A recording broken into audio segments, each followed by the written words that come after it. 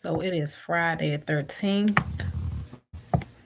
Um, Sorry, I had to get some things set up. I'm still very much new to this YouTubing and social media. So please bear with me.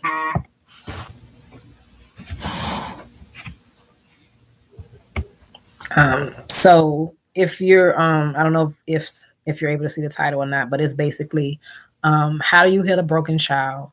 And I'm basically going to tell the story of my brother now, and um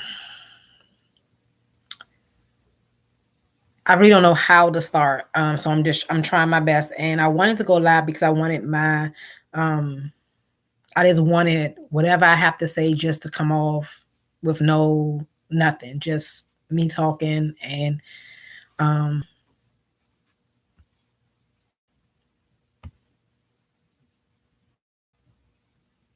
and that.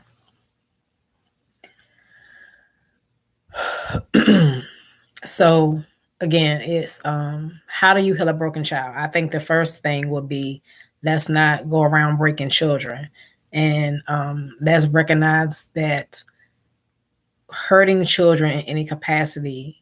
Um, how do I want to say this? I say it like this. This is what I want to say. I want to say childhood trauma is real. That's just what I want to say. Childhood trauma is real. And if it's not treated with the help that it needs, health wise, um, it can and it will 9 times out of 10 spill over into other people's lives whom are innocent victims, and this cycle just it has a higher chance of repeating because basically it's going unchecked. So to tell to tell what I want to tell or to say how I want to say it, um I'm just going to start. And I say this in the utmost respect to the victim's family.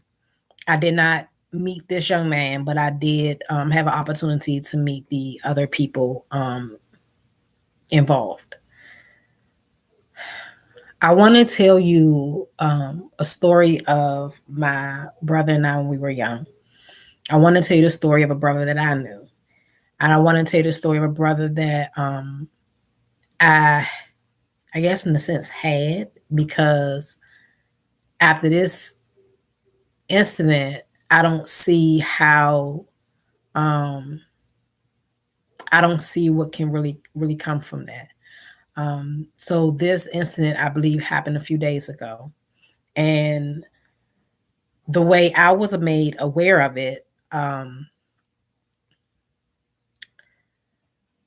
left around July 31st to go take my daughter to college, and I stayed with her for about a week.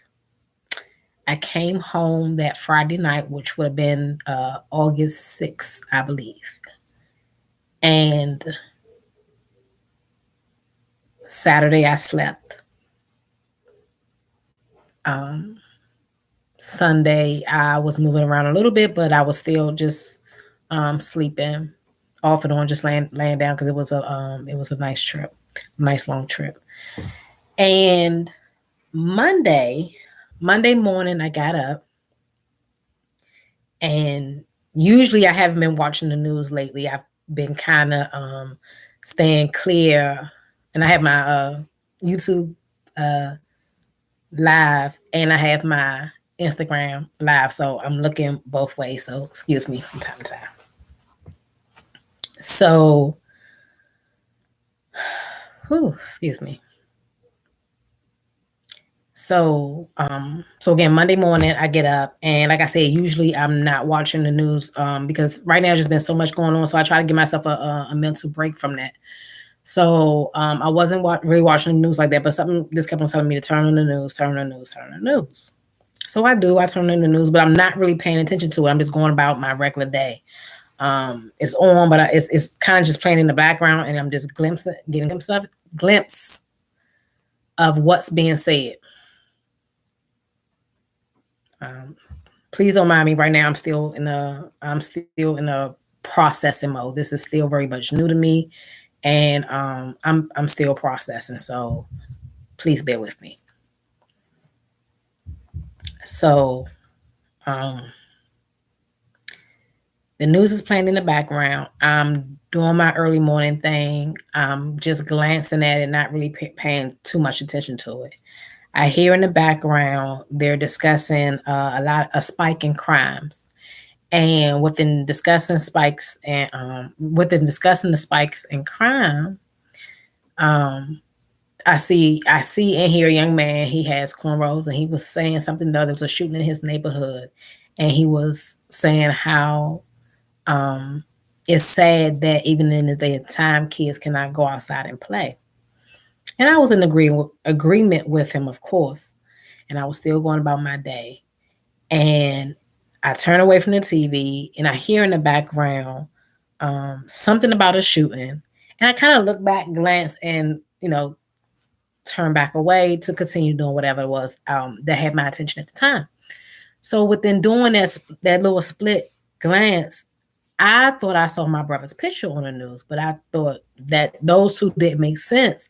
So then I was confused. I was like, well, maybe did he get hurt? Let me and with this day and time, you can just hit the rewind button. So I said, let me just rewind to make sure I heard what I heard. I'm hearing what I'm hearing, and I'm seeing what I'm seeing, because none of that just made sense. Like my brother and I, even at this time that I'm speaking about, which is recently, we haven't had a close connection, and I'll get into that as we go along. So just want to set that there. So I thought maybe I was just tripping. I don't know, because we haven't spoken in a long time. So maybe I don't know. I don't know. So I rewind, and I rewind it back to where the young man was speaking about the gun violence, and how the children are not even able to play outside, and this, that, and the third. And sure enough, the next segment comes right behind it, and the news broadcaster who's speaking at the time makes a statement, and she states that across the water, because we're in DC, so she said across the water in Virginia there was another shooting. It was a small gathering, and a man is being wanted in the I want to make sure, because I don't remember verbatim, but a man who, I guess, a strong suspect is being wanted in the murder of a young man. And sure enough, I see my brother's picture on the screen. And now that I'm actually paying attention to it, I'm still not processing it. So I rewind it again, and it says it again.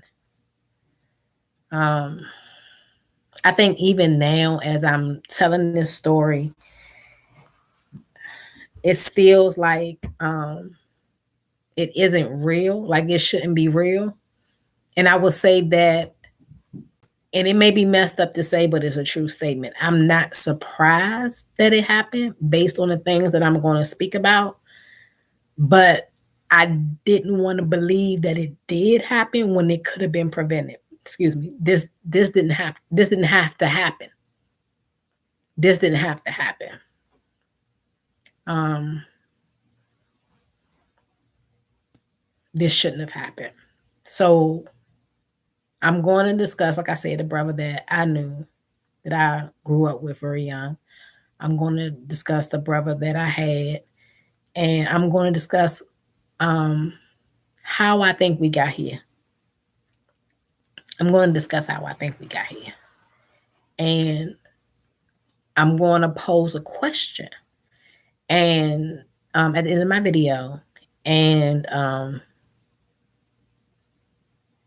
that's it. I mean, I think once I don't know. That's why I wanted to go live, because I wanted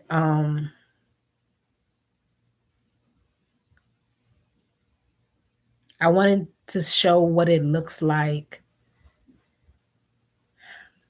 I wanted to show what it looks like.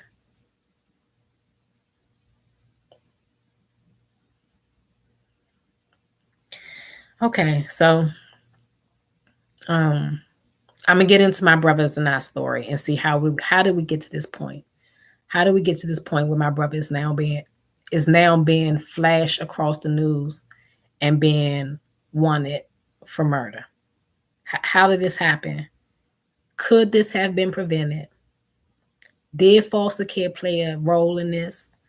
Did our blood relatives play a role in this? And who's all accountable? But that's not the question that I'm going to pose at the end. Those are just starter questions as we go on. To start with my brother, I will have to start with my mother. Now, if you have been keeping up with my stories, I'm not going to keep on repeating the same thing pretty much. And if you're new here and you just stumbled across my video, then I ask that you just go and check those out so you can know what I'm saying and be up to date and caught up with everybody. So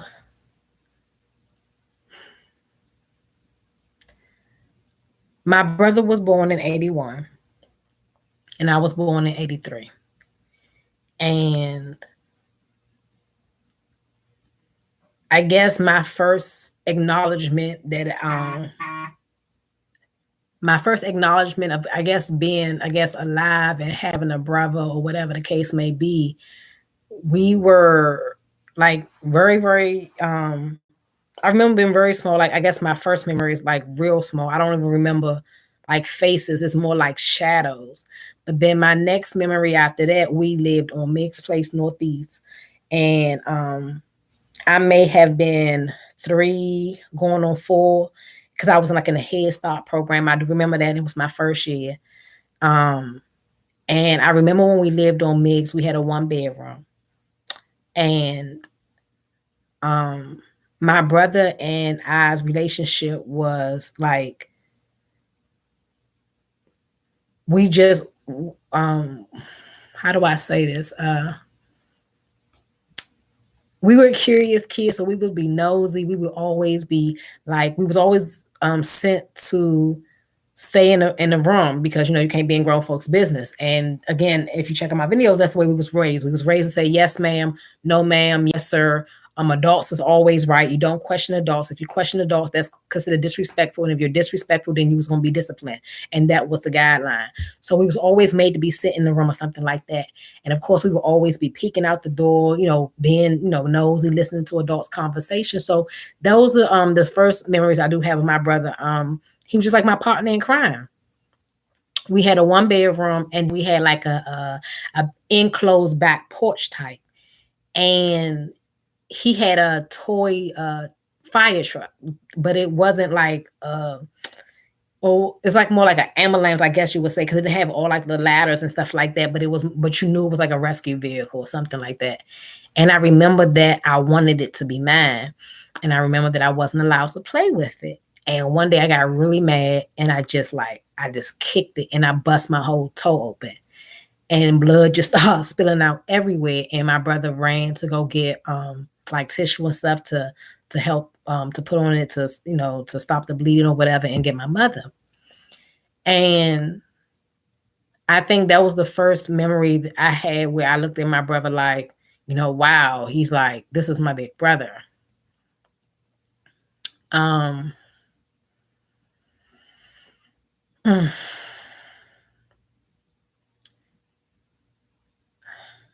next memory, and I'm not gonna go memory for memory because I don't want to take too long, but that's when I can first remember recognizing what that feeling, not even having a name for it, of course I'm a child, but just recognize that feeling of looking at this person like, oh, I know if I'm in need, this person will help me type of feeling. And from then on out, it was like I was gonna have my brother's back regardless. I was gonna always have my brother's back. He has my back. That's my big brother. That's it. I think now I would say too, when we were still on Meg's place, like, let's say a couple of more stories. And because I want to also paint the picture of the household that we was living in. So regardless of our relationship, the household that we were still living in. So on Meg's place, like I say, I'm starting to come into awareness, I guess, as a kid. I'm growing into understanding the world around me. I'm growing into understanding that I'm a person, you're a person, we're a person. I'm starting to like grasp this. So other memories I would have of us on Meg's place, I can remember, like I explained in my other videos, my mother would she would paint our apartment walls whenever we did have a place over our heads. She would paint our apartment walls, and she would always paint like big letters of Jesus or um, scriptures out the Bible, whatever the case. So I remember this one. She was painting the bedroom blue, and my brother wanted something. And for whatever reason, it just irritated my mother. So she had picked up one of the nearby toys on the floor and she flung it at him. And when she flung it at him, it hit him in his forehead. So if you see the picture that they're showing on the news, he has a scar right here on top of his forehead. That is where that came from. And I remember this because one, as soon as it hit and fell off, like blood just started gushing out. And I had a baby blanket, and it was kind of like Christmassy, but it was like green. It had like the brown teddy bear, whatever the case may be. So I remember the first thing my mother and my brother reached for was that, because she ran from where she was at, grabbed the cover, put it to his head to kind of stop the bleeding. I don't remember us going to the hospital that night, so I can't say that we did. I remember that my blanket ended up going in the trash.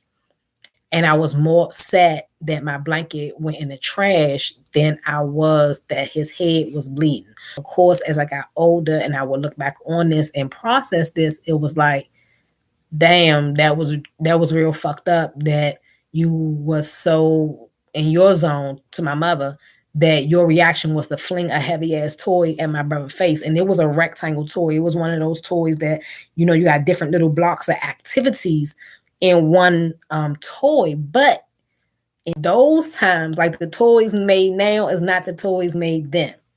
The toys made now is more protective. The toys made then, it was more hard body, and that's when my toe bust open when I kicked his truck, because it was like real metal. And this toy was heavy. So you hit him in the face with it. This is the household that we grew up in.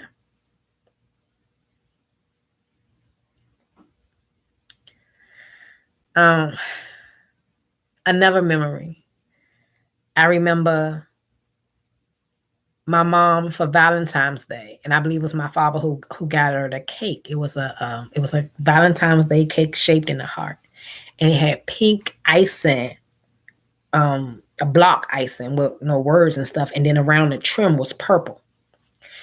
And my mother would put it in the refrigerator, and she would tell my brother now that we couldn't have any.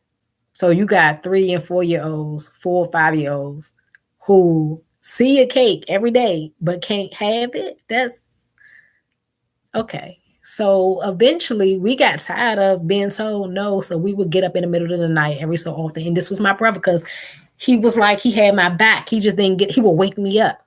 So we'd be asleep and he'll wake me up like, come on, get it. Let's go get some cake. So I'm like, all right, bet, let's go get some cake.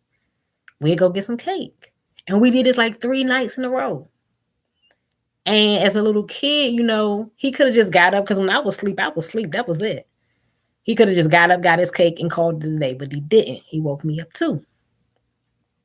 So 3 nights in a row, we did this. And I think on that 4th night, or even that 3rd night, I don't know, but I know we didn't do it after the 3rd time. We was in the refrigerator getting some cake, because the day before, I think my mother had asked us, have we been eating some of the cake? And we like, nah, we ain't been eating no cake. Now, you see little fingerprints and little pockets of cake missing, of course. So she was like, well, it must be a big mouse. And we went with it. Yeah, it must be a big mouse, but it ain't us. So after the 3rd time of getting cake, we attempted to do it again. And we opened, I guess we did get it that 4th time, because we opened the refrigerator and we was in there eating some cake. And as soon as we closed the refrigerator back, our mother was standing right there with the belt. That was it. Now, that memory will always stick with me as well because I never understood that. I feel like cake and kids go together. So why would you have a cake in the house but the kids can't have none? That makes no sense. And then you wasn't eating it. So it wasn't like she was eating it by herself. Like nobody was just touching it. It was just sitting there. Again, if you've been watching my videos, you know, like I said, it's always for the most part been my mother, my brother, and our grandfather, which is my mother's father. And I've also stated that he is an alcoholic. My mother's mother was an alcoholic. She was born with alcohol poison fetal syndrome. When our mother was not with us on Meg's place, like say if she had to go to work or she had to take care of her business or whatever the case may be, and we was just left in the house, we would be left in the house with our grandfather. And for the most part, he was cool. I've stated this before. For the most part, he was cool. He'll watch cartoons with us, or he'll make us watch some Western show or wrestling or something like that. But again, the household that we grew up in, there were other times, and it was more of those times. I can remember one day, if you ever cook with ground beef, you know that when you fry it, bake it, you still have that little slimy part that's like on the edges, and you just scrape that off. My grandfather was the type of man, I remember this memory. Still mixed place. It's still like 3-4 years old, no more than 4 or 5. We had ground beef. It may have been in meatloaf form or patty form. I really don't remember. I remember string beans, and I remember something else. I remember I ate my food because you couldn't leave the table if you don't eat your food. So I was finished. My grandfather told me that I wasn't finished. He told me that I had to clean my plate. And what was left on my plate was the slimy hamburger stuff and the juice from the string beans. And I didn't want it. And I said I didn't want it. And that was not okay. So he stood over top of me and made it clear I was going to clean my plate or I was going to be disciplined. So I cleaned my plate. And immediately after I cleaned my plate, I threw up everywhere. This is the household that we lived in. This is where we start off. This is all we know. This is our upbringing. This is the beginning. And mind you, Meg's place is when my memories start to be consistent. However, before Meg's place, we would have already been in rooming houses and in shelters. So Meg's place was another placement that we had got from going through a shelter program. And again, we're between 3 and 4, 4 and 5. I'll share 2 last memories from there when we were young. Our school, we went to Webb Elementary. I believe they changed the name now. But literally, when you walk out of our apartment and you go up the street, cross the street, go about 3 or 4 steps, that was the school. So it wasn't that far. So one day we was walking to school, and my brother stepped out in the street before my mother gave him the okay. So she stopped, turned around, took us back in the house. She disciplined them. We went back up the street to go to school, and I did the same thing. We stopped, turned around, we're back in the house, disciplined us. I will also remind you, those who have been with me and those who are new, just let you know, again, the only children that we interacted with was each other outside of the people we went to school with. So we wasn't children that wasn't allowed to play with neighborhood children. And we didn't have a television. So for a long period of time. So it was like, sometimes we have it, sometimes we won't. So the majority of the time, it would just be us in the house reading the Bible, reading the encyclopedia. So that's the memory. We both got, discipline. And discipline meant like with a belt, like. And the last memory I will share on Meg's Place, 'cause I told another story about that, but the last memory I will share on Meg's Place, I remember coming home one day from school, and it was all four of us, and we opened up. I don't remember if they opened the apartment door or not, but I know once the door was open, like all of our stuff was just scattered all over the floor, like everything. I will know that later to be known that we got robbed. But that memory sticks out in my head because, of course, I've never seen our house look like that. So to me, that was scary to think like my toys that was in the back are now in the front room. So those, I think that's, like I said, that's when I think things really started to stick. And I really started to not understand life, but understand it's something like, I don't know. I guess my brain at that time was just starting to really develop. We would move from there, and we would go back more than likely into a shelter. When we would go into a shelter, my grandfather would go into a men's shelter, and my mother, my brother, and I, we would go into a family, woman and child, a family shelter.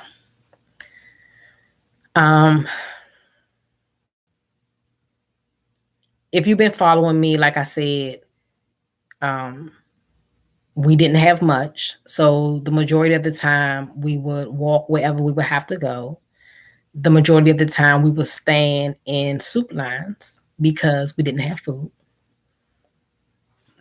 Excuse me. We were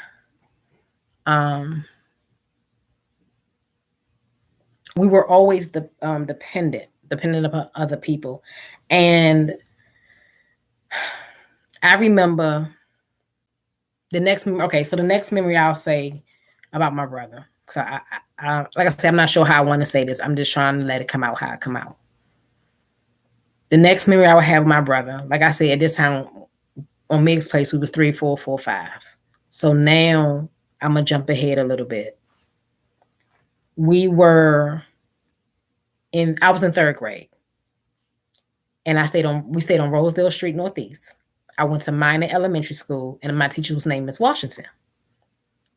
And I say these things to date and time stamp it because there's so many people out here who are trying to knock what I say when I'm mentioning the whole story. Like I said, I started telling my story way before this happened. And I had a way in which I wanted to tell it. And now that this has took place, this has kind of moved this part of the story all the way up, moved up the timeline. So the stories that I've already told, I've had relatives come on and say some nasty things, and I'll read that later on. So that's why I timestamp it, because you're not going to tell me what I don't remember. You're not going to tell me what I don't know. You're not going to tell me what I seen and what I heard I didn't see and I didn't hear. You're not going to spit in my face and convince me it's raining. And that is one of the main reasons why I wanted to say and tell our story, because again, if childhood trauma does not go check, like if no one checks it, if no one catches it, if no one says, no, look, we need to work on this, we need to fix this, things like this can happen, unfortunately. And this was very tragic. And it didn't have to happen. This is something that did not have to happen.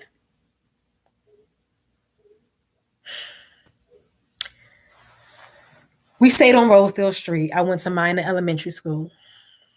I was in 3rd grade. My teacher was named Miss Washington.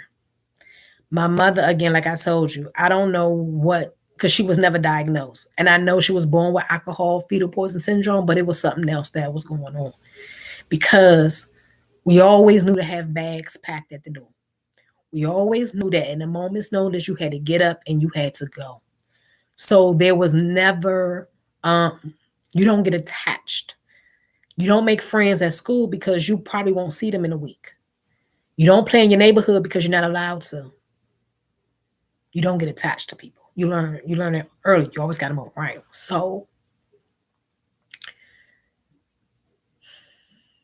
We on Rosedale Street one night, just this is my mother. In the middle of the night, she got up, got our bags packed, woke us up, and was like, "We going." Got us, took us to North Carolina without a plan in the world, and we was homeless. And again, but this time we was physically sleeping on the street. This was the thought process of my mother. A grown woman would drag her kids out in the middle of the night, put them on a Greyhound bus, take them to a whole nother city that they don't know, and when you get there, you like,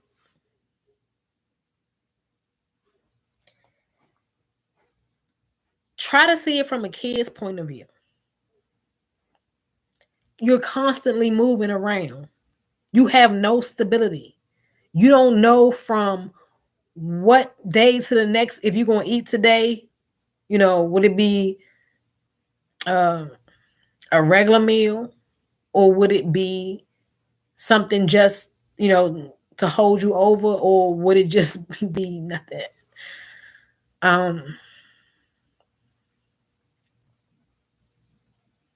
And that's just the start, right? That's just the start.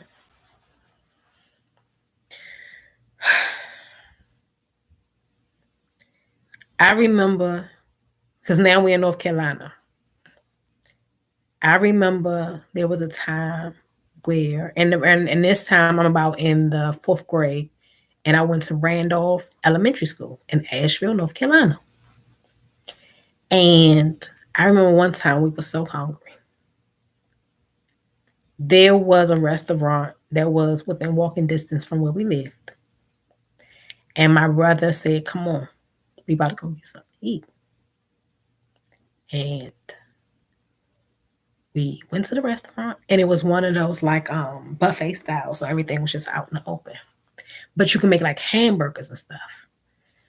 So he was like, "All right, come on." So we walk in, and he said he had enough to pay for, I think, some drinks or something. So he had bought 2 drinks, and then we walked over to the buffet bar. And he said, start making your stuff. I remember making my hamburger and putting my lettuce and my tomatoes on it. Excuse me. But I know I might have been in 4th grade, but I knew we didn't have enough for what we was doing. And so he said, "It's okay, just make it." So I made my hamburger, wrapped it up, got it. And so he was like, "Okay, we're going to sit down over here and we're going to eat." We sat down, we ate. He said, "Put stuff in the trash, walk out with your cup, but make sure you keep your cup in your hand when you walk out." So I said, "Okay." I will always look back on that memory and know that he was doing his best to make sure that we both ate. He was doing what he thought he was supposed to do to look out for his sister. So again, I'm going to have my brother back. North Carolina will be the first time that we was actually allowed to play with other children. And that is where we learned how to ride a bike.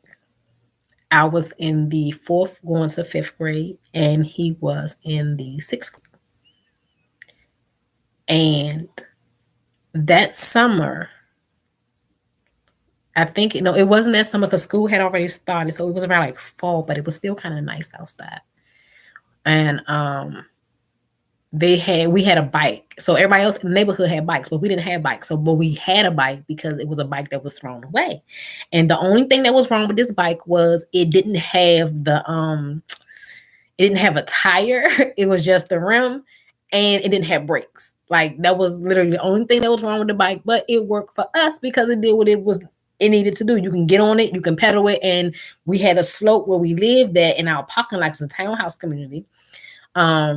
Again, it was through low-income housing. We had just came from the Salvation Army, which was just a shelter down there. So in a townhouse community, it was a slope and it was some mailboxes. And we didn't really know what to do. We taught ourselves how to ride a bike. And for the most part, it was okay, except for when you hit the mailbox. And once you got the pedaling down, then the steering was better. But for the most part, we figured it out. And before that next summer, we could ride bikes. We got it. We got it together.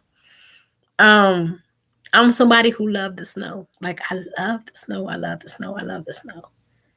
And I remember, and it had to been, it was a big blizzard that had hit, and my brother woke me up in the middle of the night. He was like, "Come on, it's snowing, it's snowing," and the snow was so deep that you can actually like pretend like you're swimming in it. That's how deep it was. And that night was funny because we snuck out the house. We had a townhouse. It had a front door and it had a back door. And we snuck out the house. We was swimming. We was throwing snowballs, like everything. And we went to go sneak back in so we didn't wake up my mother because it was in the middle of the night. And the door was locked. She locked us out. So that we had to knock on the door to get back in. And then once we did, of course, we got disciplined.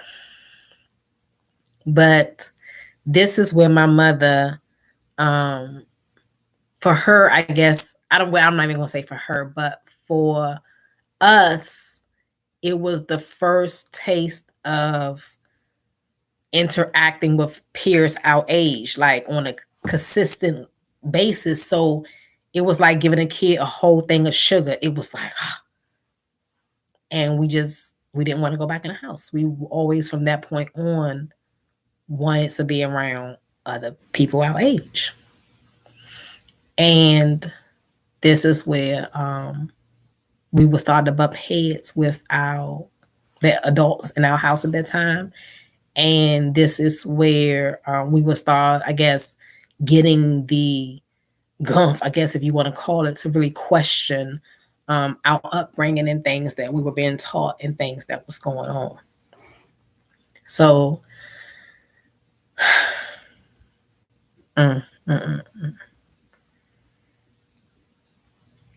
like I said, I'm just trying to figure out how we got here. So again, in North Carolina, we had you get food from the government, right? So back in that time, instead of like the food stamps they have now, where it's on a card, you actually had like paper food stamps, like they look like play money. And you will also get like boxes or bags and stuff of government money, and it's really like USDA, and they have a cow on it, like a cow outline.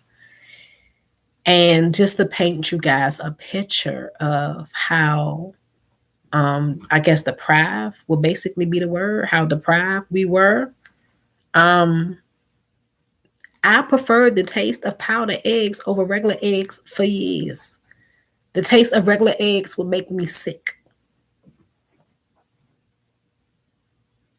That's how do we get powdered eggs? Like that can't be okay. But that's how we lived. Um, and the same way we went to North Carolina was the same way we left. One day in the middle of the night, my mother woke us up. We got on a Greyhound bus, came back to DC with no plan. And we slept back on the pavement. So we always had that I don't even know what you really call it, because no, it's not stability, but something is being done mentally with the way we're living. We're learning things that we don't really understand what they are. But it's going to be more like survival, I guess, if I were to sum it up. We're really learning how to survive. We're learning that we're going to have to take care of ourselves because the people in our house is not doing it. And again, if you've been watching my videos, like I said, my grandfather was an alcoholic. And I think that's why with this situation, it really bothers me. It really bothers me because I'm going to get to it.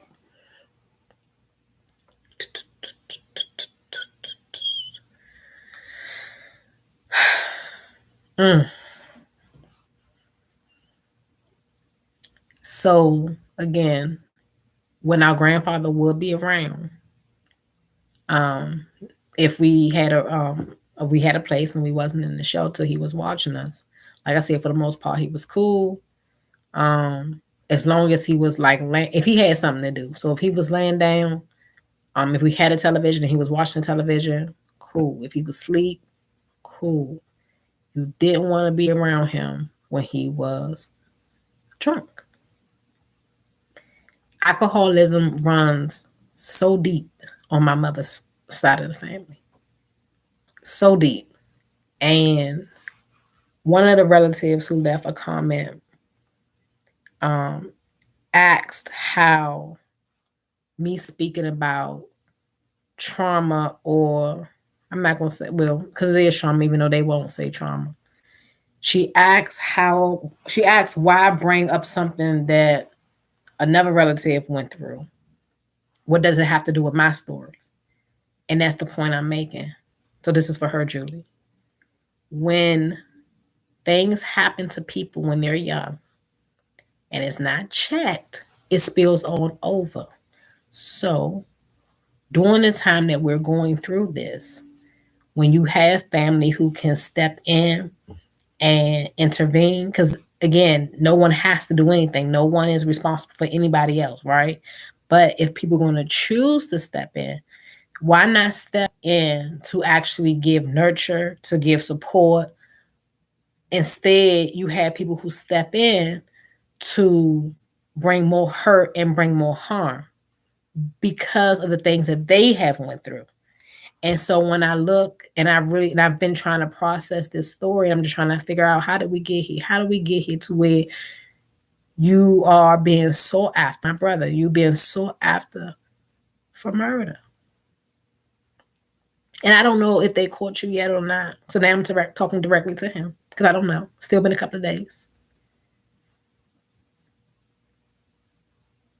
If you are succumb by past this, if you've been caught or you turned yourself in, great. Because I haven't been watching the news because it's just triggering on so many different levels. So I don't know what the update is. But if you are still out here and you haven't turned yourself in, you need to do what's right. You need to do what's right, and you need to turn yourself in. Because at the end of the day, when I speak about accountability, and when I say I don't care what you went through, anybody, not just you as in my brother, anybody, it doesn't take away what you went through. It doesn't diminish it. That's not what I'm saying. But what I am saying, it also does not give you the right to allow your stuff to spill onto other people. That's why I originally started my stories, because that's basically what happened to us. And that's what triggers me, because I know that we know what we went through. I know that we know the crap from other people's crap that was poured onto us. And I did my best. I tried and I tried and I tried on so many different time periods to, after we went through all that shit, like after we became adults, and I don't want to jump in yet, but after we became adults, and I started to see shit for what it was, and I started to process the things that was done to us, and the mind games and the manipulation. If I'm not even sure if I'm saying it right, from our relatives, the wickedness, compiled with the bullshit that we went through with foster care. And I'm not saying it's easy, but when I did my best to try to communicate how important it was that we do not be what was done to us,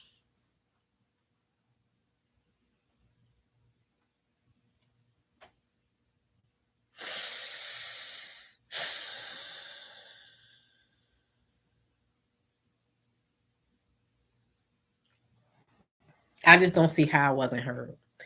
Anyway, it's been about an hour. I just gotta get out what I gotta get out. It is what it is.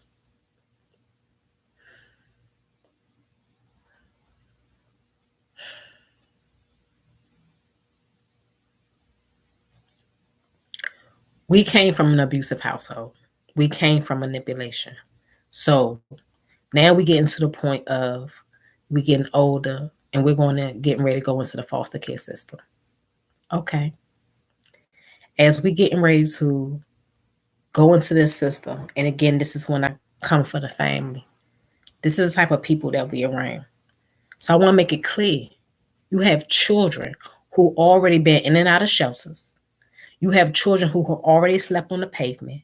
You have children who've already went days sometimes without eating. Excuse me. You have children who have been physically abused by their grandfather because, when he was drinking. And all of this happened before the age of 10. So what does that does to a child's mind? Now you have these family members who step in, and this is the type of people that again we was bred around. Let me give you an example. On my comments, no, let me just, Sharon, I had to be around. I was in. I don't think I was in care yet. I was getting ready to go in care, or I was fresh in care. So either way, I'm around. I'm very much, my brother and I. We are very very much vulnerable at this stage. We are very very much in need. We were children in need of love, care, understanding, and comfort, and that is not what we got. So we were around the area where we was getting ready to go into foster care, or we was fresh in it. And my cousin Sharon whispered to me one day, and she said, your grandfather, right? That's not the one we've been living with, the one I've known all my life. That's not really your grandfather. That's just some homeless man that your mother picked up on the street that has been living with y'all. Why would you whisper that to a child? Like, why would you want to implant that type of uncertainty into a child who's already going through so much? These are the type of people that we were we grew up around. Like, this is the only family that we knew. So with everything that we're going through now, these are the people who are now surrounding us, and this is the love and stuff that they're supposed to show us. This is what we say to a child. This is what you're now adding more stress to this child. For what? And these are just the things, like I say, that has been whispered to me. So I can only imagine the things that was whispered to my brother. Time would go past. Sharon, and this is just her. I just want to give an idea of her. My daughter would be here at this point, and my daughter had been about maybe 8 months. And I remember this moment because we have an aunt by marriage. Her father had passed away. So my brother, he was out. He wasn't in DC no more at this time, but he had came back to DC. My mother was in DC. And it was the first time I was being around each other in a long time. And during this time, we were at her house where she stayed on Bladensburg Road. And she had an island in her kitchen. And we all just drinking, chilling, whatever the case may be. And I guess she thought because I was drinking that I wasn't aware of what was going on around me. I guess that was what she thought. She leaned over again and whispered in my ear, and she was like, your father ain't your father. I said, excuse me. And like I said, they all got their little clique. It was Sharon, Julie, and Ronnie. He's passed away, I think maybe last 2 years, maybe at the most. And he was like, mm-hmm. So I said, how you figure that? Now, mind you, we're fresh out of foster care. So again, you have children who have started off really rough, went into the foster care system, ain't no telling, fresh out of foster care, fresh back around the family. And the first thing that you say is, your father ain't your father. Your mother was dating 2 dudes at the same time. They both had this the same name was Calvin, because that's my father's name. But my father passed away. So she said, your father ain't dead. And I know where he at. I know where he stayed. I know where he lived. I be seeing him. I be seeing that. And Ronnie co-signing in the background. Mm-hmm. I just want to give you paint you a picture of the people that we were around. and the support that we did not have. So I call her bluff. I say, take me to him. If you know him and he's alive, I'm just getting out of foster care. I got a lot going on. Yeah, take me to him. Next thing out of her mouth was, oh, you really want to do that? You really don't want to do that. Why would I not? Then they want to drop the subject. You have hateful adults who do hateful stuff to children because of the shit that they went through when they was a kid. So, Julie, when you ask why I bring that up, that's why I bring that up. So, again, it goes back to my question. How did we get here? So much muck can be poured on a person till they may not even know they're in muck.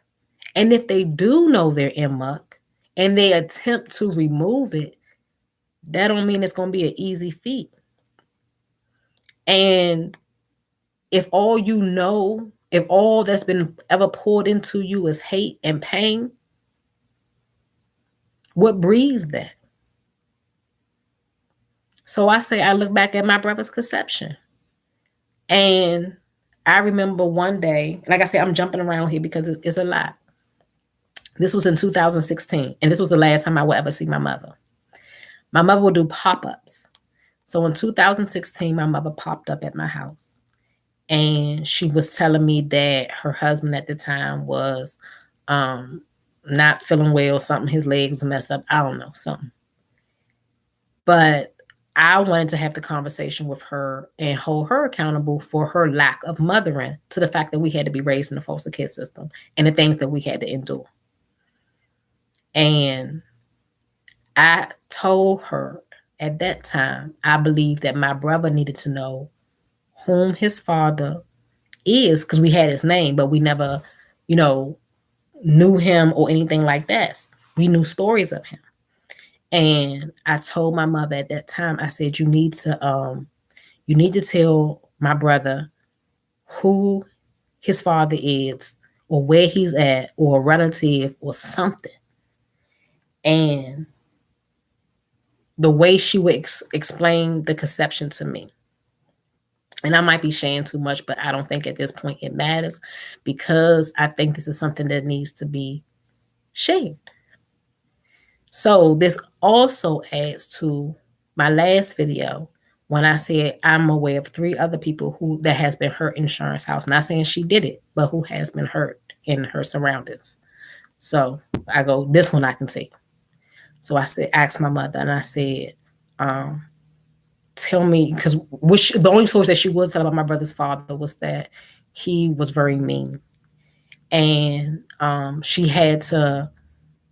thought it'd be best if she took my brother and left, and he never knew him, because she was afraid that my brother's father one day might try to hurt my brother. That's how mean, I guess, he was, and that's the only way that she would put it to me. So when I asked about his conception in 2016, when she was popular in my house, I said, I need more. I'm trying to help my brother, because I always can sense that he was stuck. He was stuck in his pain. He was stuck in his hurt. And I didn't know how to help him, because at the same time, I was trying to help myself. So I figured if she can give me information, and maybe we can reach out to his father's people, at least if he can vent or something, it can help him come out of that stuckness. And I think a lot of people walk around stuck and not even know it.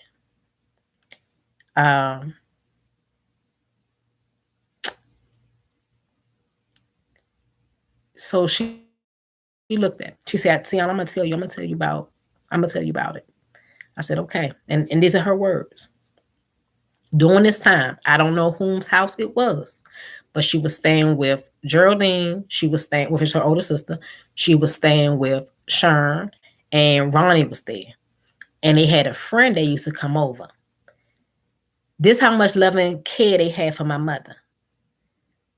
In the place where all of them stayed, my mother was made to sleep under a table in the living room. That's where she slept. Now, She had a choice, of course. She didn't have to sleep there. But where else was she was going to go? She didn't have any place else to go. It was either that, I guess, or homeless shelters or on the streets. So she was made to sleep under the table. So she said one night when she was sleeping under the table, she said all she knows she was sleeping under the table, and when she woke up, he was on top of her. She wouldn't go no further than that. That was it. That was the conversation. This is in 2016. Mind you, I say my mother has the mentality of a child. That's the birth defect. So, even as a grown woman, that's the best way that she can explain it. Now, if it happened in their house, you wasn't aware of it, you didn't know, like, what happened? What happened? Why was it okay? Why was she even okay to sleep under the table? And why do I bring her up? Again, this is our generation line. So if this was the love and support that my mother was receiving, what you really expect that her kids was going to receive? Mm-mm. It was, I don't know. At time, and this is with him and I will always bump heads because I will bring up these type of because I did tell him during that time period. He didn't get a chance to talk to my mother during that time period. She left, and like I said, I've never seen her again. To this day, I'm still looking for her. To this day, my mother have a routine that even if we didn't see her for years on end, we will at least get a birthday card, a first or the fifth, like not no more than the 10th for the first month. So, like for instance, my birthday's in February. Between the first, second, or third, I'm getting a happy birthday card, even though my birthday's at the end of February. For Christmas, December 3rd, 4th, we getting a Christmas card in the mail. So even if we didn't see her, she had her patterns. I haven't heard anything from my mother since 2016. I believe my mother is no longer on this earth. And I do believe her husband had something to do with it. But that's a different story. These are the things that I was working on before this happened. And now here we are. So I have to ask, how did we get here? How did we get here?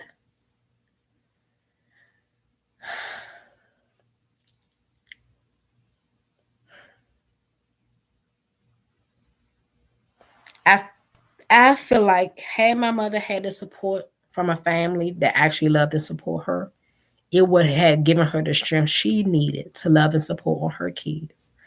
And I think that would have made a difference in our life. However, that wasn't the case. And because that wasn't the case, my mother felt as if we were burdens to her. So now I go back and I want to remind you again, we were younger. This is before we left to go to North Carolina. In third grade, by the time I was in third grade, my brother has me by 2 years. I knew without hesitation that we wasn't wanted. My mother would tell us that. My mother had no problem saying, and I can remember verbatim, she would say, if I knew now what I knew then, I wouldn't have had y'all. She has used the words, y'all are a burden to me. What does that do to a kid's psyche?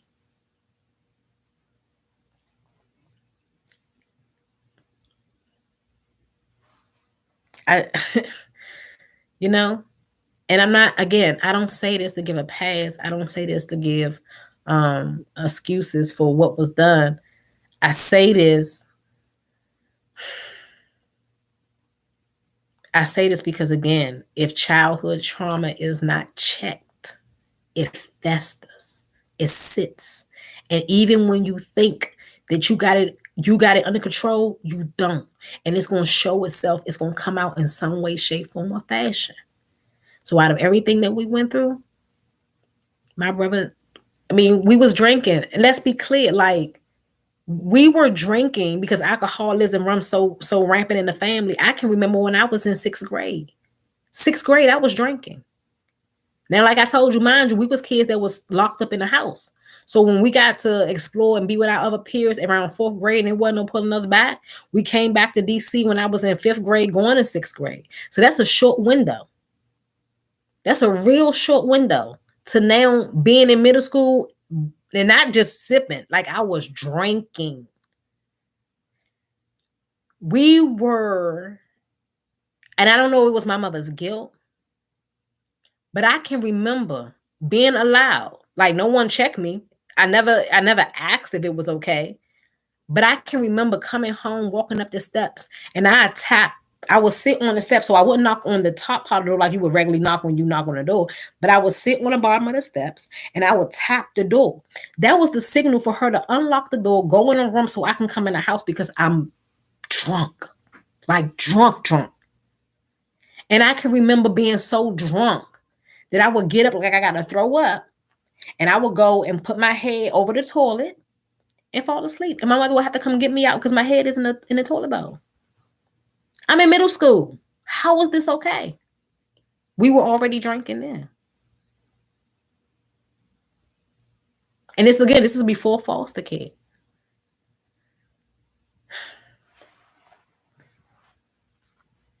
But maybe I'm getting too ahead of myself.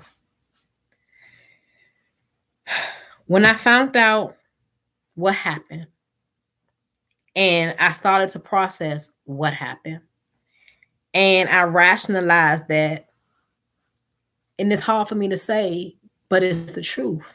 I wasn't surprised. I tried to talk and say,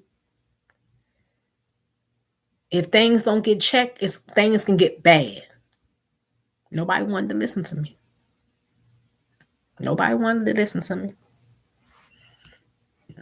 Excuse me.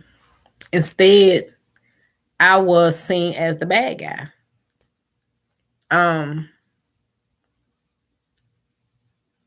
Being trapped in your pain, you look for an escape. I don't care what it is. Some people drink, some people smoke, some people do both. Some people shop, some people eat, some people fight, some people have sex. Whatever you're doing, that's a lot of, you're trying to suffocate something, but it's not working. And those things are going to show itself. So when I found out what happened, I didn't find out all the details. I just knew that he was being sought after in a murder. So I immediately called the police department. I don't know what information they may or may have not needed, but I for damn sure ain't gonna hold relatives accountable that did us dirty and don't hold him accountable for his wrong too. It's not gonna happen. Right is right and wrong is wrong, and I don't care who you are, brother or no brother. This was wrong. This was wrong.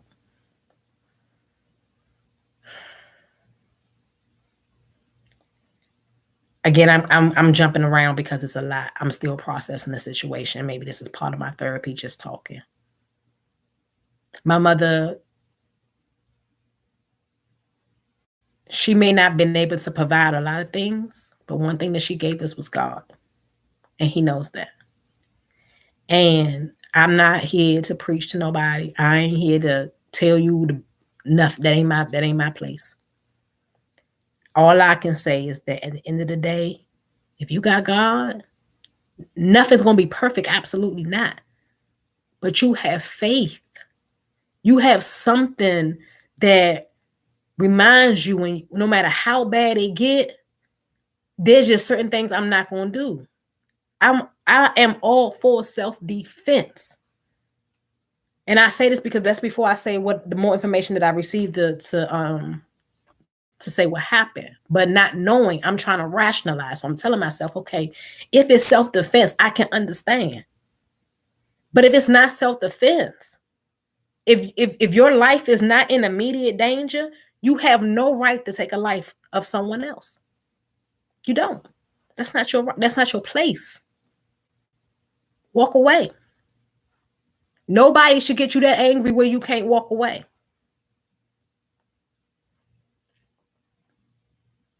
I was able to get more information about what happened. And what happened, it started out as a small gathering, which again is making it is making it more real to me because that's some of the things that will happen. It started out as a small gathering, and an argument ensued with his stepdaughter's boyfriend, who's also the father of a child. And because he's legally married to her mom, so that's his stepdaughter. A shoving match ensued, and then from there, the young man lost his life in front of his child, in front of the mother of his child, in front of his wife.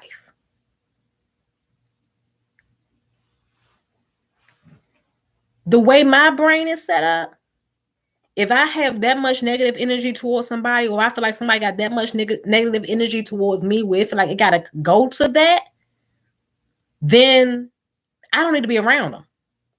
But if you invite them to a function, then obviously it couldn't have been that serious. Not to where somebody lost their life. That makes no sense. What I feel happened, because there was drinking involved, when he pulled that trigger and he shot that young man, he didn't shoot that young man because of what they were arguing about, or whatever that disagreement was. He was shooting at his demons. He wanted his demons to stop.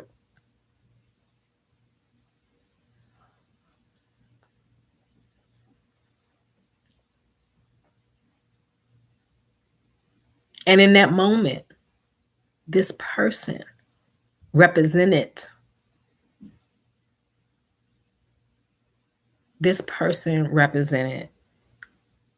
a target to let out all of those years of anger and frustration and not understanding why he had to go through the life he had to go through.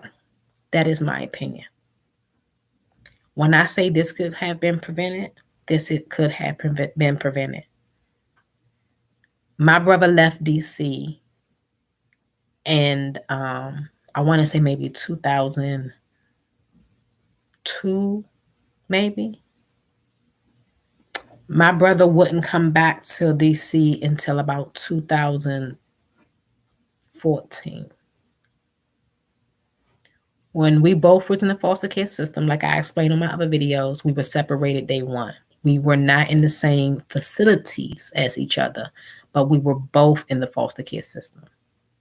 I know the things that I have experienced. I can only imagine the things that he has experienced. When you talk about the foster care system, the first thing people say is, "Oh my God," because you already know it's not good. That right there should be a warning that it's a problem. We shouldn't have to say, "Oh my God." You should be able to say someone is in the foster care system, be like, you know what? They may have went through some things, but I'm glad they're getting help. And the fact that we can't say that is why so much work needs to get done. And that's why I'm doing what I'm doing to bring more awareness. In the foster care system, especially in the young men's housing unit, it's basically like you preparing them for prison already. Again, in middle school, and let me say this before I even get that far ahead. In middle school, when I was drinking as much as I was, and like I said, I believe it was my mother's guilt. My brother was drinking. We both were drinking, smoking. We was in the street, and we could do what we want to. And our mother put up no fuss. And I say it's her guilt because I can remember coming home one day from school. Like I said on my last video, I came home from school and I sat on the front porch waiting for her to get home. She never showed up. This was a Friday. It got late in the evening. My brother finally popped up and he ended up breaking the back door so that he can let me into the house. Our mother showed up the next morning because her new boyfriend that she met, they went out to a hotel together. So Where did she think we were supposed to go that night? Again, this is the household that we grew up in. My video about my grandfather, like I said, when he tried to kill me.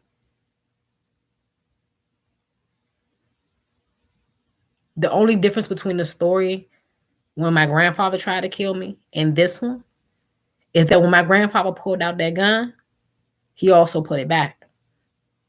This time when my brother pulled out the gun, he pulled the trigger. And even though he pulled the trigger, I feel like more hands are involved. I feel like he didn't pull that trigger by himself. I feel like my mother had her hand on it. I feel like my grandfather had his hand on it. I feel like our relatives had their hand on it. I feel like the foster care system had their hand on it. I feel like all of them had their hand on it. Because you see children suffering and you don't step in to help them. Instead, you step in to hurt them more. And then you expect them. You expect them to be responsible for them being in the foster care system. Now, this is from the relatives. Based on the comments that they have been leaving on my page from telling our story. It's our fault. We were children. And because we had no food, no clothes, no education, because my mother was so busy doing whatever she was busy doing this time period, I wouldn't even find out. Like I keep on telling you, I was in 6th grade. It never dawned on me. And you see, I haven't said it. What school did my brother go to? When we got back from North Carolina, she never enrolled him in school. When we were in North Carolina, he went to Asheville Middle School. We came back to DC. I was in middle school. My mother never enrolled my brother in school. Why? Why would you not enroll your child in school? Like, that don't make no sense. This is the household from which we came.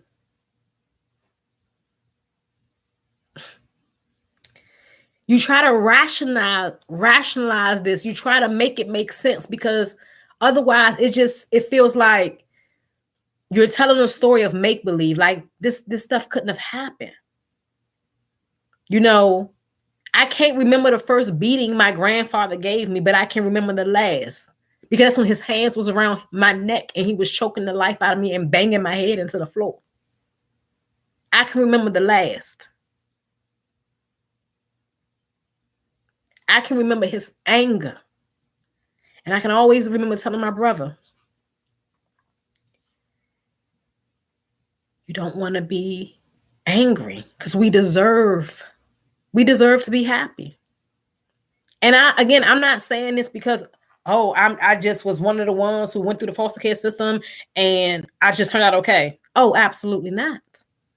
I know what it's like to be angry. I went through years of being angry, especially when I started to understand the things that was being done to us. I became very angry. And I was one of those people, I was so angry that I would purposely try to ruin other people's day. Because my thing was, if I'm angry, you're going to be angry too. And I lived that way for years. But within growth, I had to check myself. And one day I just had a conversation with myself, and I had to ask myself, because I would always say, why us? Why us? Why me? Why we had to go through this? What did we do? What did we do as children? What warranted this? And one day I had to check myself and just ask, why not? What makes me so special that I'm not supposed to go through nothing? And I didn't have an answer. And on that day, I challenged myself. And I said, going forward, I'm going to at least pick something for that day that's a good thing, right? I don't care if it's a butterfly. I don't care if I hear a funny joke. I'm going to hold on to it, because it's so much negativity in the world that if I can just hold on to this good thing, then I can build. And that's what I did. And that's what I tried to. I know you hurt. I know we've been through a lot, but we deserve better. We deserve better. And if nobody else is going to give it to us, then we got to give it to ourselves. You have to tell yourself, you're doing good. If nothing else, tell yourself you don't want to be like the people who came before us and do different. But how often are you supposed to have these conversations? At what point do we hold ourselves responsible for our actions? Again, I go back to when we was on Providence Street when I was in middle school. It's hard to give certain details of exactly what happened on days and time, but I'm just trying to give you the mindset of us during this day and time. We are in straight survival mode. We know we on our own. It was so bad that I remember they would have drive-bys and I wouldn't run. I would sit on the porch. There are people who can vouch that after the cars would pass, they would come and try to drag me back in the house and screaming and fussing at me like, why are you on a porch? Again, this is before foster care.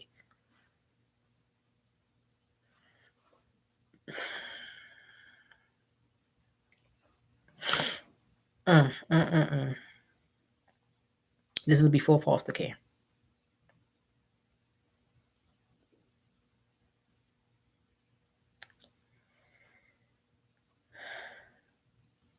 I would say I was blessed that two relatives at two different time periods stepped in and took me out of the group home living for different periods of time. I would say I was blessed, but then when I was in those situations, it was like I might as well just be in foster care. It was really no difference. Unfortunately, no relative ever stepped up for my brother. My brother literally, from the day he went into the foster care system, stayed in the foster care system to the day he aged out. When he aged out at 21, he went into the service. He served our country and he went into Iraq. So let's check the mindset.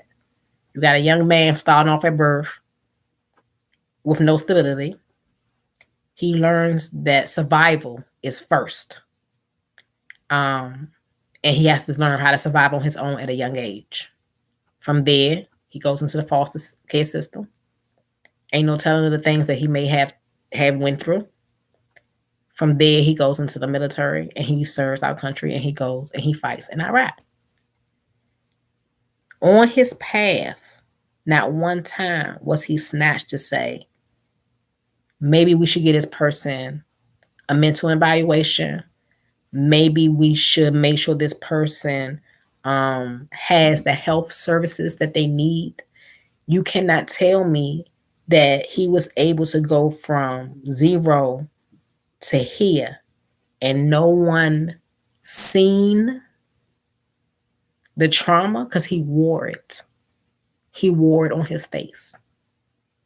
And I don't think people even are aware of that your trauma can be so heavy. Some of us can mask it well. Some of us can't. And no matter the trauma, because I'm not trauma blaming here. This is not what we do.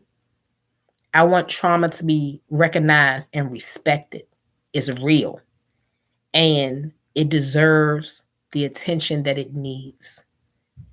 And if you are someone who has suffered from childhood trauma, I beg you to get help. Seek help. Seek help from any trusted source, any trusted source that you can trust that's healthy and that's really going to help you. Seek help. Because when you bottle it in, it can turn into this.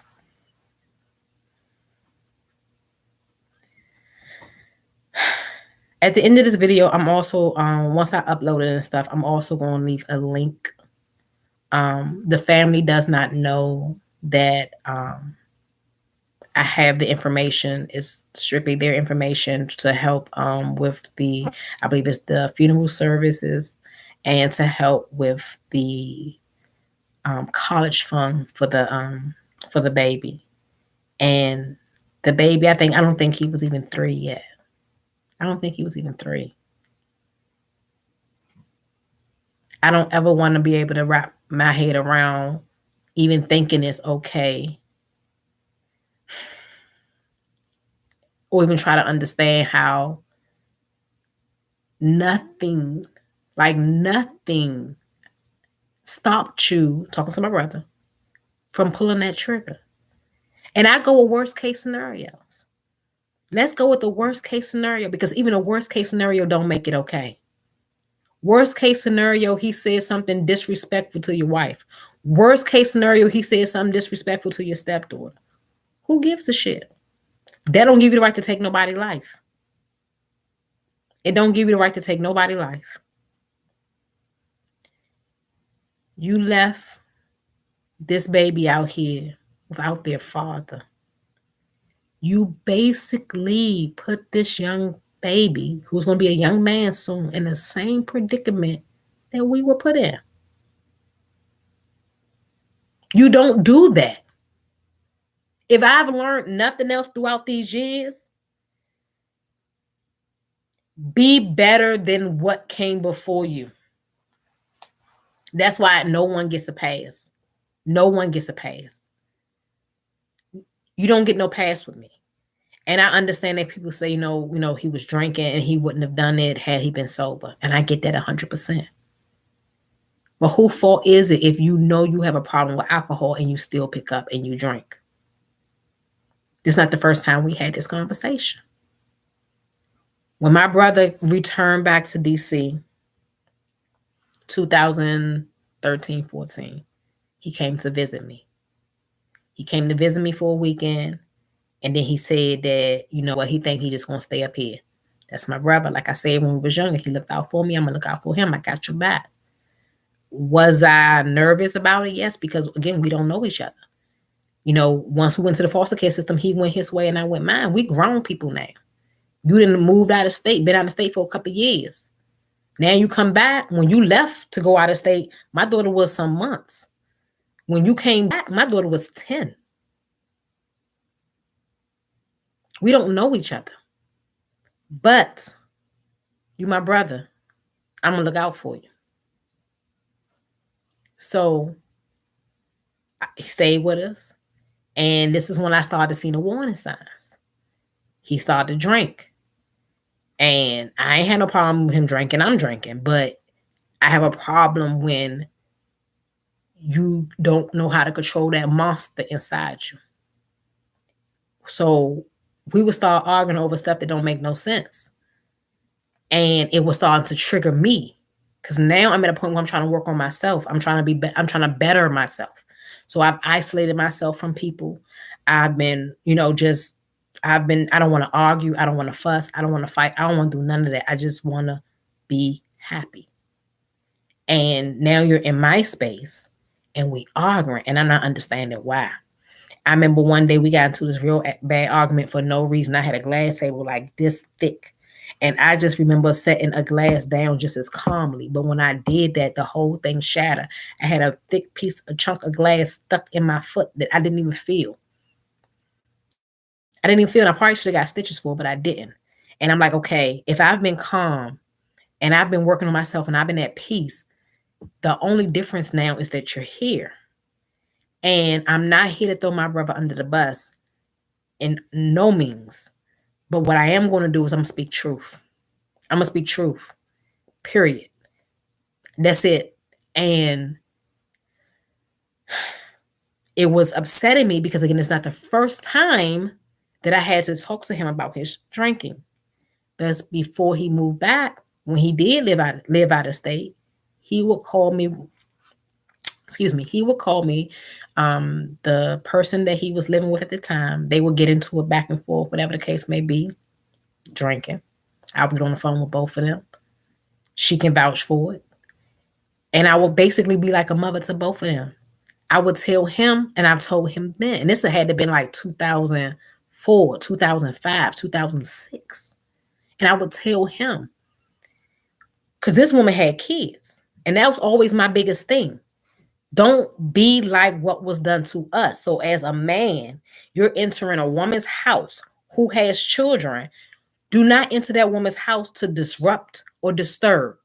If you're going to do anything, bring peace, but not disrupt and not disturb. Because again, that happened with us, but you have to go back to those, because otherwise I'll be here all day and I'm trying to wrap it up because it's already been too long, but I have to get it out. I would be on the phone with both of them. I would tell her as a woman and someone who has a child, you don't need to be with him. He's not healthy right now. I've said it. He's not healthy. And he's not going to be healthy until he takes a look at himself truly and say, I want to get help. Anybody know of any type of addiction? If that person don't know it for themselves, it don't matter. It don't matter. So I would tell her, for your kid's sake, you need not to be with him. Simple as that. And as long as you can be with him, y'all can keep on arguing, fighting. It would get so bad that her sons at the time, I don't think they was in high school yet. They would try to jump on him. When you got kids trying to fight you, you disrupting their household. That's a problem. Nobody want to listen. Fast forward. Now you in my household. We arguing. That's what we're not going to do. I'm not going to do it. My daughter don't have that in her household. And it ain't going to start the day just because you're my brother. But I'm trying to work with you. Trying to give you a pass because I understand where we came from. I'm not going to say you always had my back.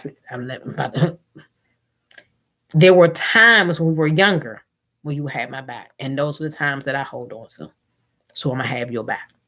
And I'm going to try to help you. Help yourself, because I'm not no miracle worker and I'm still trying to help myself. But I can only tell you what I've been doing and what's been working. And I can tell you what hasn't been working.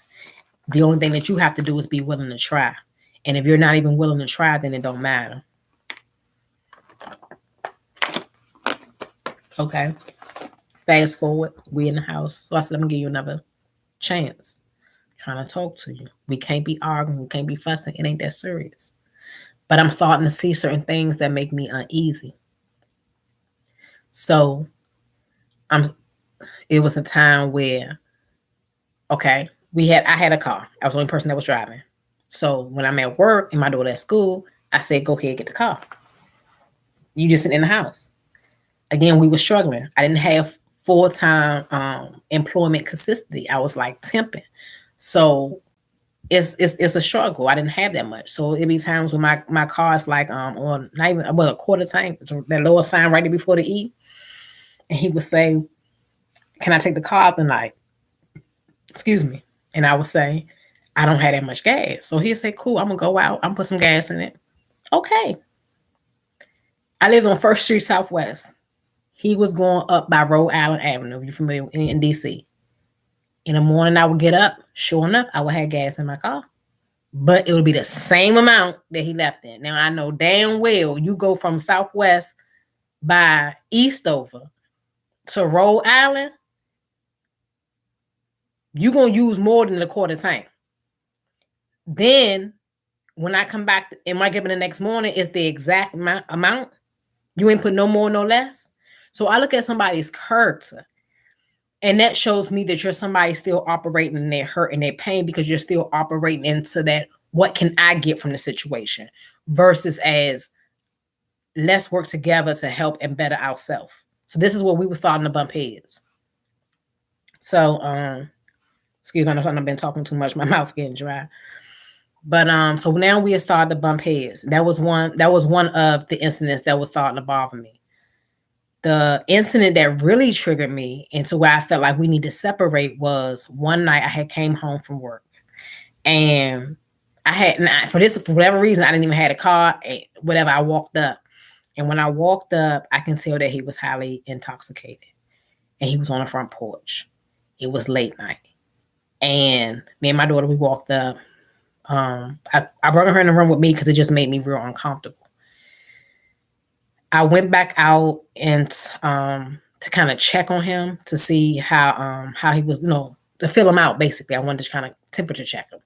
So I walked back out, and he on the porch, and it's not a lot of people, but if he saw a shadow of somebody walking down the street, and I don't know what mode he went in, but he wasn't here. I believe that he went back to when he was in Iraq, because it sounded like he would look and see somebody walk and be like, yeah, I see him. I see him. And he pulled out his gun and he placed it on the railing. It was a wood railing, so you can sit on it. You can set stuff up. It was wide and long, so you can set stuff up. And so he set his gun up, and like, yeah, I see him. I see him. He walking down. He walking down, and it scared me. It scared me because as this person is walking down, I don't know what he's about to do. I don't know if he's going to try to shoot at this person. I have no idea. And I don't know what to say to him, but I know I want to keep him calm. So, and that's just the training life survival has taught me. I just want to keep him calm. So I'm just more so right now, not really saying anything to him, but just like looking at him. So as the guy is getting closer to our fence and getting ready to pass, I say, oh, he ain't got nothing. He just walking. He ain't got nothing. He just walking. And I say that because I'm trying to get him to see this person is just a regular person walking down the street, unaware that he's having a trip. This triggered me. Once the person passed, another person came and the same thing happened, but blessed be they was able to, go and everything's okay.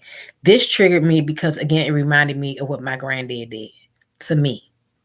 And at that moment, I knew that I could not have him around me. So I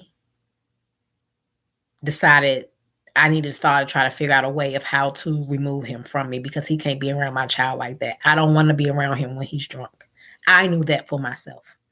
And I told him the next morning when he sobered up, that can't work. That can't work. And I reminded him of what our grandfather used to do to us when he would be intoxicated. And I thought at that time he heard me. But he didn't, obviously, or we wouldn't be here. Anyway, I devised a plan, and one day when he was out and about, I just made it perfectly clear that he couldn't come back. I wasn't doing it. I love you, but I have to love you from a distance.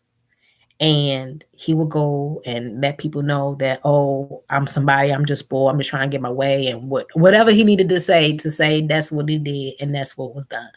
And he and that was that. I would later come to find out that he was dating someone at the time as a person who would eventually become his wife. But when I did that, there was still some type of communication between us because, again, that's still my brother. I'm still trying to look out for him. I just want him to look out for himself. I want him to care about himself. I want him to want to do better for himself. But again, people have to want it for themselves. And even though I know that he is, when he gets drunk, a very mean person, just like my grandfather. Even though that, I still had hope that eventually he can change it around. And I figured that if I'm a staple in his life, if I'm saying it right, if I'm a staple in his life, and I'm telling him, you can't be under my roof because your drinking is causing conflict. And when you leave under my roof, you can still continue to drink. So how much can you care?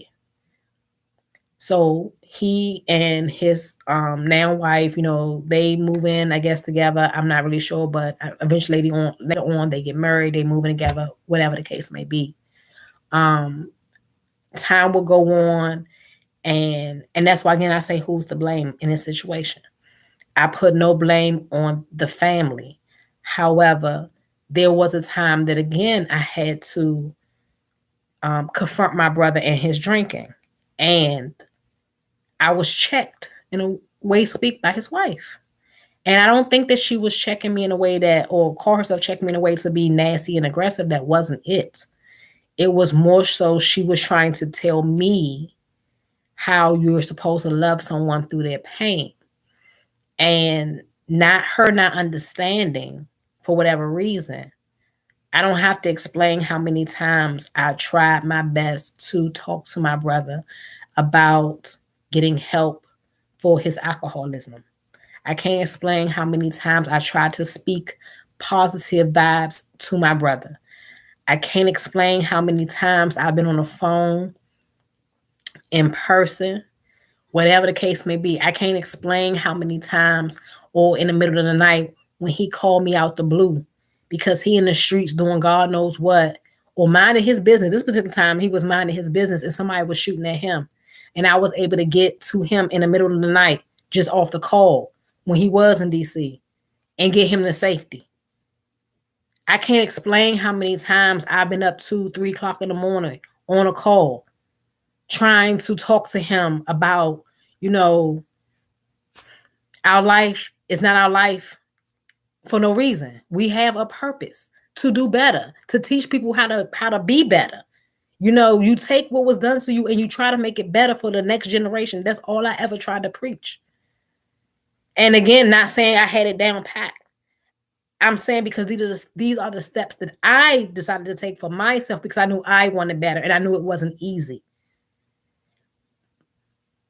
So again, time will go on. We will get to 2019. My daughter will be getting ready to turn 16, and I had a decision to make. We wasn't really dealing with each other like that. We wasn't really communicating with each other like that. Maybe once every 2 to 3 months, I get a text, "Hey, how you doing?"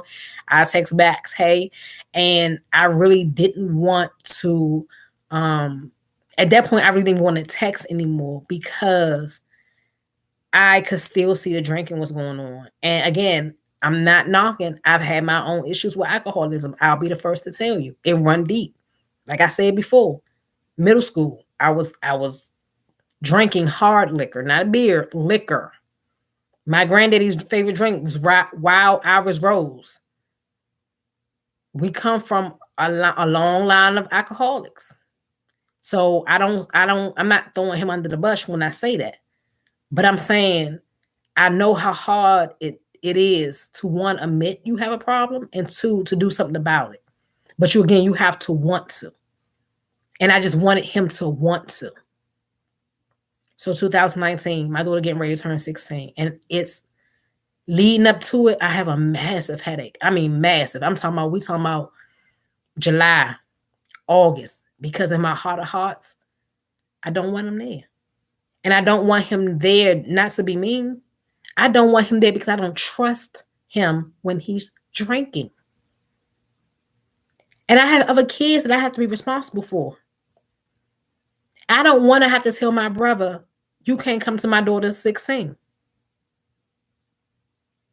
I don't want to have to tell him that. I have screenshots. I keep receipts. October 16th, I sent him that's how long I waited. October 16th. Because her party would have been, I think, that Saturday or that Sunday. It was that Sunday.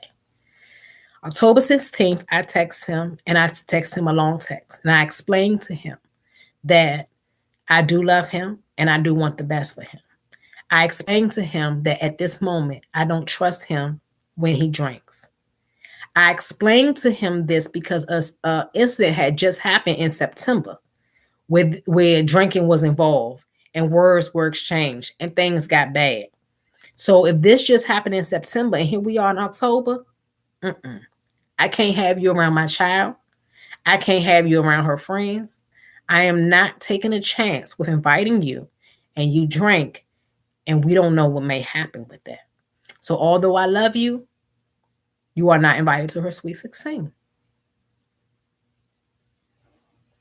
The same day, maybe later on that night, his wife sends me a message on Facebook Messenger because that's the way we was communicating. His wife sent me a message, and basically she was explaining to me that your brother loves me and my daughter, and he's really hurt by that. And no matter what the situation, in so many words, and I can read it verbatim, but I'm not because I've already been over here too long. But if need be, I will. No matter what the situation, she's going to love him and have his back. I can't do nothing but respect that. You're his wife. And then, I posed the question. It's okay with loving someone and wanting to support them. But when do the love and the support that you're given become a crutch? Because if you're always understanding and tolerating and doing your best to try to excuse his behavior, how is he then going to stop doing that said behavior? So I don't doubt that she loves or loved him. I wouldn't even know where she's standing at right now because he took the life of her grandson's father.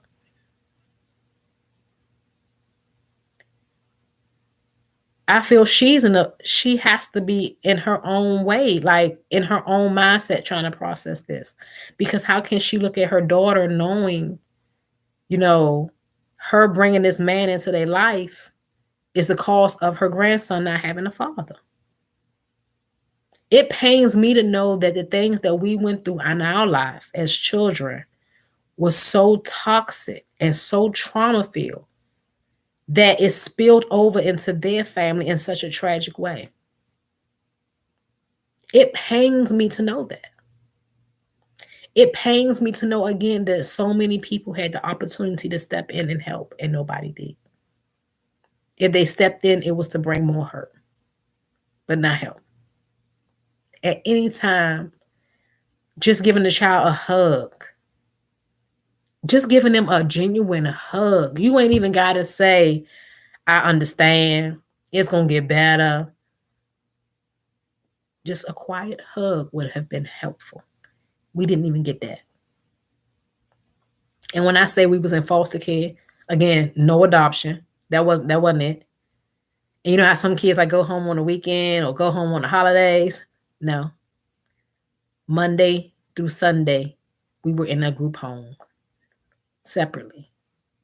When our mother would come and visit us, it wasn't to drop off gifts or presents. Usually when she would come visit us, it's because she needed money. Her and her husband will walk because she would end up marrying the dude. But her and her husband will walk to whatever group home that we may have been staying at to ask us if we have any money. Again, as children, how do you process that? If your mother is dependent upon you and you're not even 16,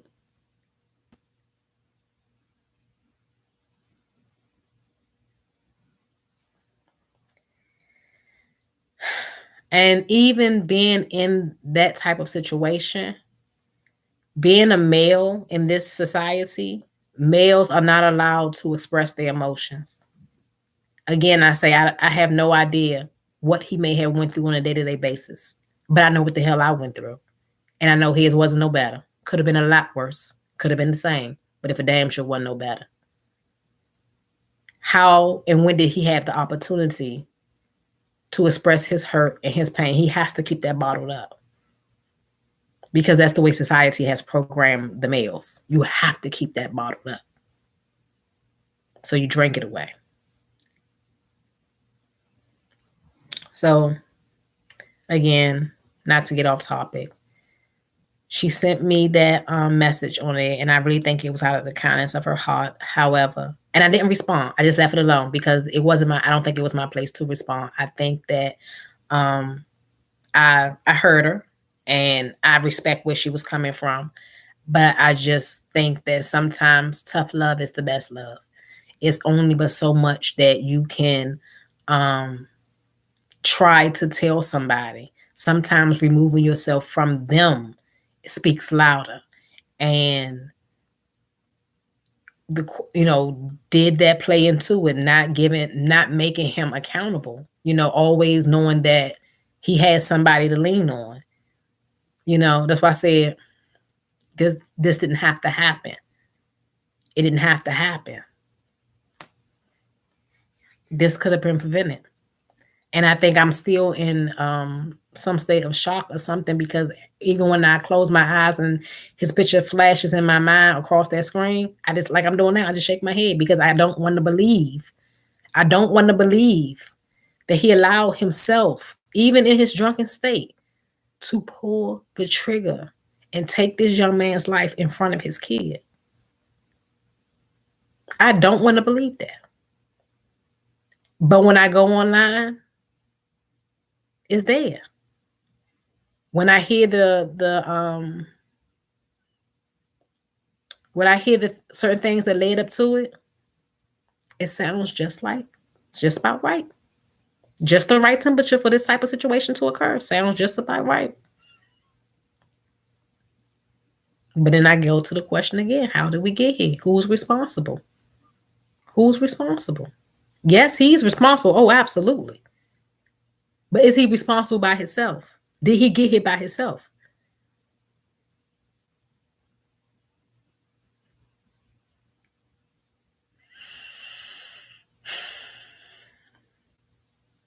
Mm, mm, mm, mm. I was going to read some things that was left on my YouTube, but I'll do that at another time. Julie, I did address you a little bit about why when I bring up Sherm and when I bring up um, the things that she went through in her family, again, I always backtrack it. I backtrack it because we just didn't get here. We just didn't wake up here. So for me, when I look at my brother and I situation, and I look at the adults when we were children who stepped in to try to manipulate children, to try to plant seeds of a confusion in children, I think of what type of person would do that. What is the mindset of a person that would do that? What did they had what did they go through as children? What did they go through to so much so that the hurt and pain is that was in them or that is in them that they want to now pour it onto somebody else. So then I looked at Geraldine, and for her to be in a predicament where they say I'm wrong, I wasn't in the bedroom. I'm not 100% sure, but it's a kid. You know, why do I bring that up? Because what's the mindset of a woman who will know her children or child, don't know for sure which one, or if it's multiple, to be hurt in that manner from her person that she chose to have a relationship with? Because, what type of woman would allow that to happen to her children and still be with that partner? Where's her mindset? So this is Sharon's mother, Jolene. Where's her mindset? So then it goes back to my grandmother, Christine Butler, who again was a full-fledged alcoholic to the point that a lot of her kids were born with some type of disability. Had, because he's passed away, an uncle who was born basically deaf and blind. This is before my mother was born with her disability. He was born deaf and blind. We have another uncle who was born basically blind. Geraldine like a drink. We had another aunt who was a drug addict, alcoholic, whatever drug you had, she was on, no problems. So then the question becomes, what was Christine going through that she felt that she had to drink her problems away? Because when you're drinking, you're running from something. When you drink like that, you're running from something. And I can't even go into what Christine went through because that's where it stops for me. I don't know nobody past her. That's where it stops. But obviously, something must had happened in her childhood to where that she had to drink so much that if she had 7 kids, damn near 5 or 6 of them was affected by her drinking. And then that spilled onto their kids. And then their kids spilled their shit onto us. And now, because their shit spilled onto us, our shit has now spilled on to this baby who didn't deserve it. And that's how that goes. So when you ask how you get here, you got to backtrack it. If the drinking got him to do this, what caused him to drink? What was the situations going on to where drinking became a factor? Where was the mindset? Why was the mindset? And then you backtrack it to them. And then you look at what type of people would be like that towards children. Then you backtrack it from where they came from. And that's why I say when it got to me, I'll be damned if I'm going to let that spill over into my child. So when I seen all that toxicness with my brother, even though I love him very much, I had to remove myself from around him. And that was in October. And from that moment forth, I couldn't be around him. October 2019.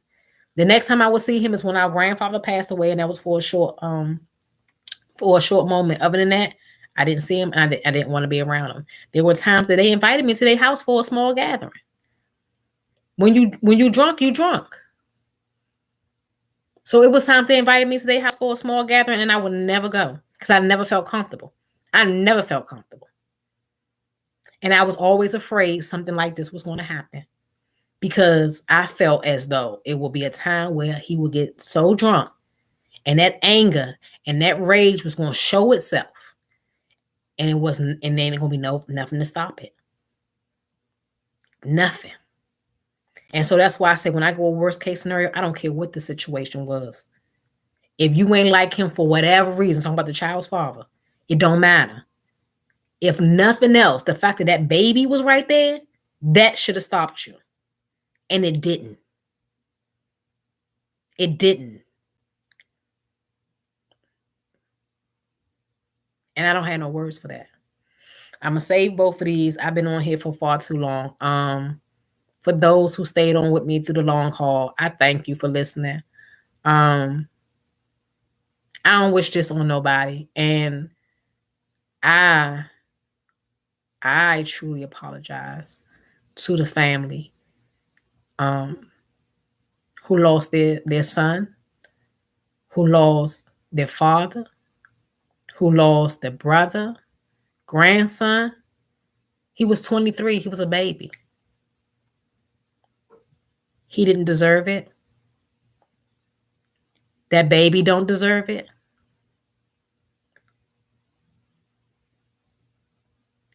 And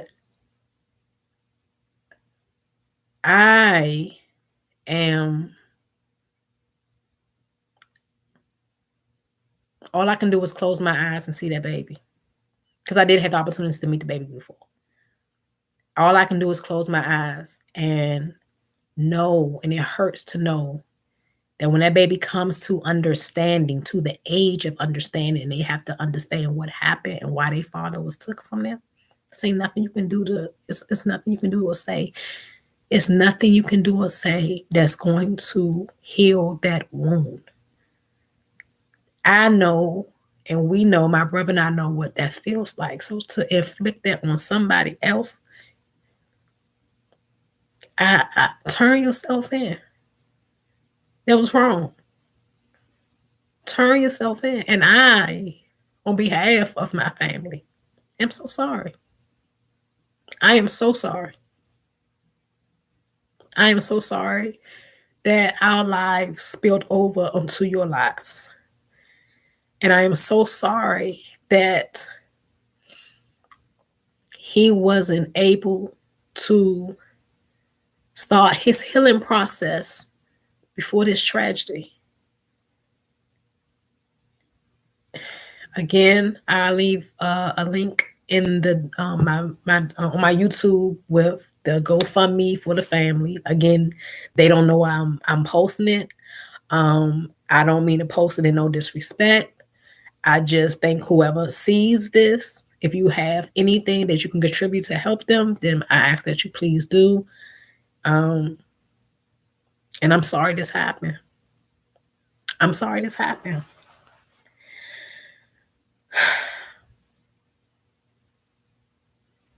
I'm sorry this happened. It's nothing else it's nothing to say I can say. It's nothing I can say. And when it comes to forgiveness, that's between you and your God that you serve. Because we were taught God. If nothing else, we were taught God, and that ain't God. To do that ain't God. That's not God. So you have to work that out within yourself. When you have the opportunity to do right, you have the opportunity to do wrong. So that's why I say no matter what nobody been through in life, I don't take that away from nobody. It's fucked up. We went through some fucked up shit. 100%. Still don't give you the right to take nobody's life. I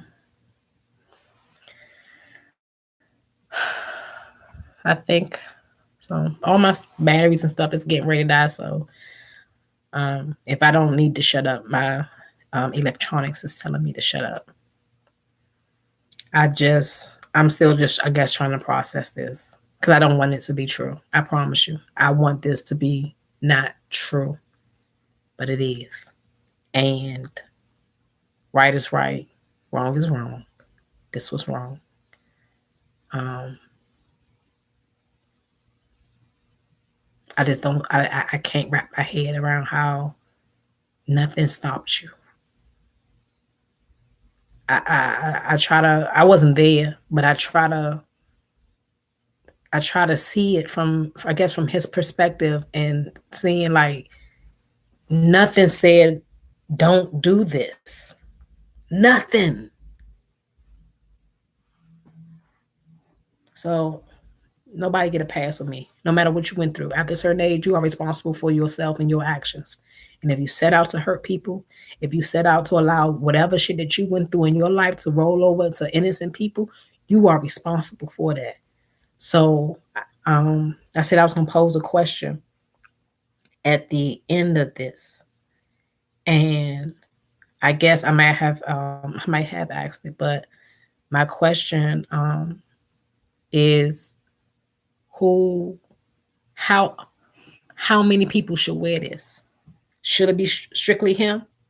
Is he solely responsible for these actions, or is it a combination of all the things that led up and all the people who had a hand into causing hurt and pain unto someone as a young person, and then that young person never getting the help that they needed? Because how do you go through the foster care system and not get mandatory counseling? You should not be able to age out of the foster care system without getting mandatory counseling, because when you come into the foster care system, obviously you come through the foster care system because of some shit, and then you age out, no counseling. So is he the only one who should wear this? And in my opinion, I feel like he is 100% responsible. And I also feel like, to my, I'll say his family because it was more his family than mine, but Butlers and Dorseys, y'all wearing this too. Foster care system, y'all wearing this too. My mother, oh, she most definitely wearing this. And my grandfather, most definitely wearing this.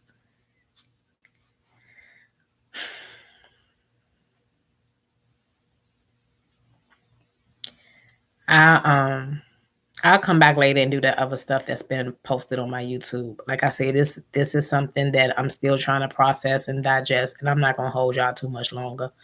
I do thank you all very much who have stayed on with me. I know it's been a lot. I apologize. Again, this is one of the reasons why I want to bring awareness to childhood trauma, because again, this is what it can turn into. Um, and we need to do better as a society of protecting our children and loving on our children and caring on our children. Because when you do that, you produce better members of society, which is good for all of us. So thank you. And I'll be back. But I promise you it won't be this long again. But I'll be back. I'm still processing this. And that is it for tonight. So thank you. And I hope you all have a good night.